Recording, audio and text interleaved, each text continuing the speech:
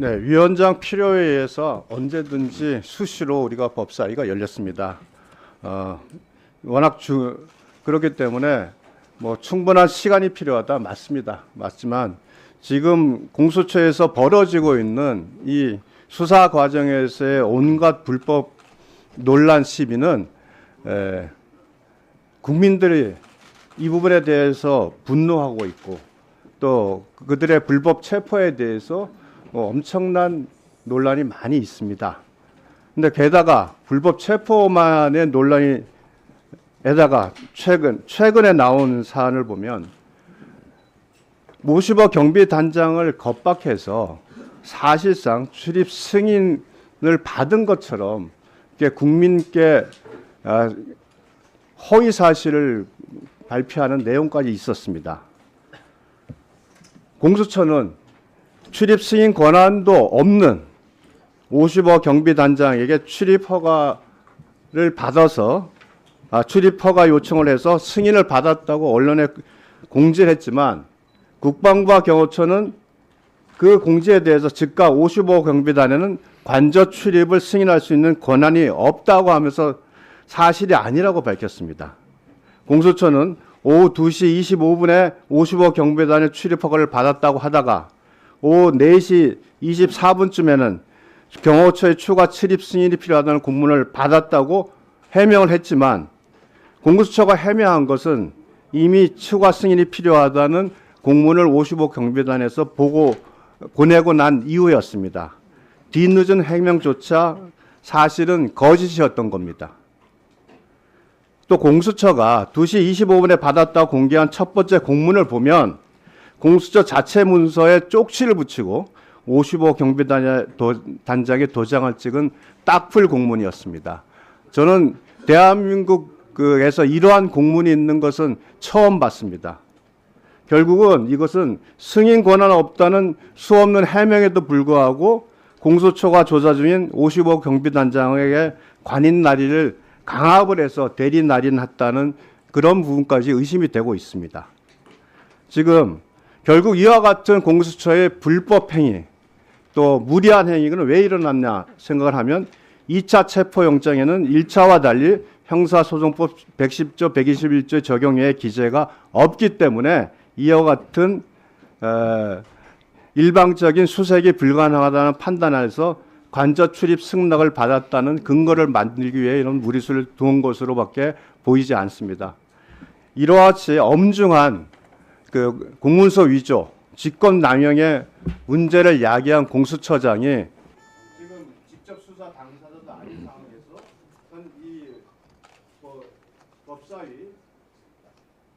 법사위 회의에 출석하지 못한다는 것은 저는 결국 책임을 회피하기 위한 하나의 도피라 이렇게밖에 비난받지 않을 수 없다 이 말씀을 드리겠습니다.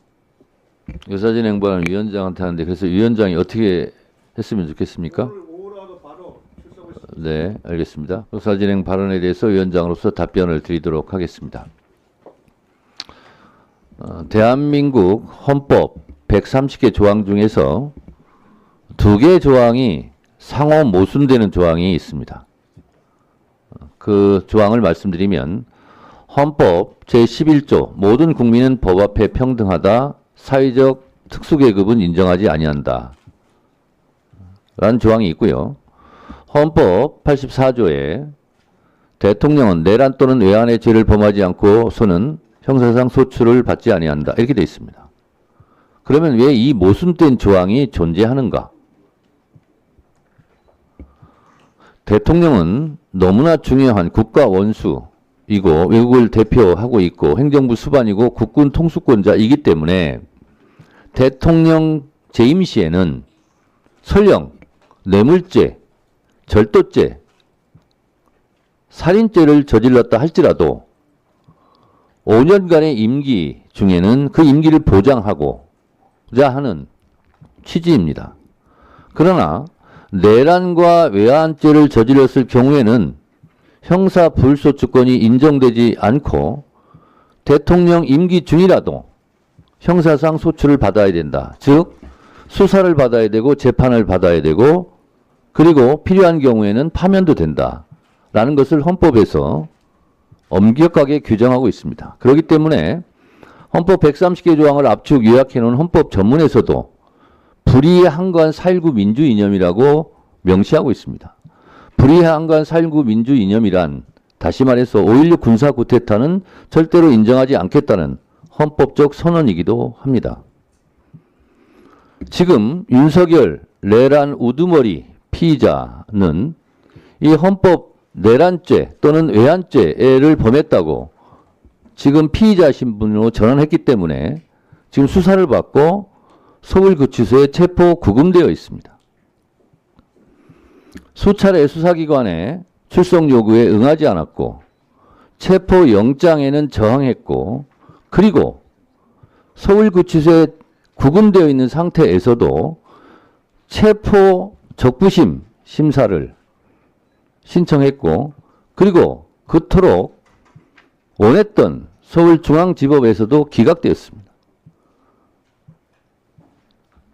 도대체 대한민국 헌법 그리고 형법, 형사소송법 어떤 것 하나를 인정한다라는 것을 보지 못했고 체포되는 순간에도 2분 48초 동영상을 통해서 대한민국의 법이 무너졌다 이렇게 얘기했는데 대한민국 헌법과 법률은 시퍼렇게 살아있습니다. 무너진 것은 본인입니다. 그런데 그것을 아직도 인정하지 않고 있습니다. 제가 어느 분한테 제보를 받았는데 관저에 있었던 경호처 직원들, 경호관들이 이런 하소연을 했답니다. 부모에게 전화를 걸어서 어머니 특수공무집행 방해죄가 무거워요? 항명죄가 무거워요? 저는 어찌 해야 됩니까? 라고 부모들에게 전화를 하면서 하소연을 했다는 거예요. 대통령은 헌법 86조 등에 보면 대통령의 책무로서 가장 중요한 것이 국민들의 생명과 재산을 보호하는 일이에요. 근데 자기 하나 몸 보신하자고 피하자고 시간을 좀 벌자고 그 본인의 직속 부하일 수 있는 경호처 직원들을 이렇게 위험한 지경에 빠뜨려야 되겠습니까?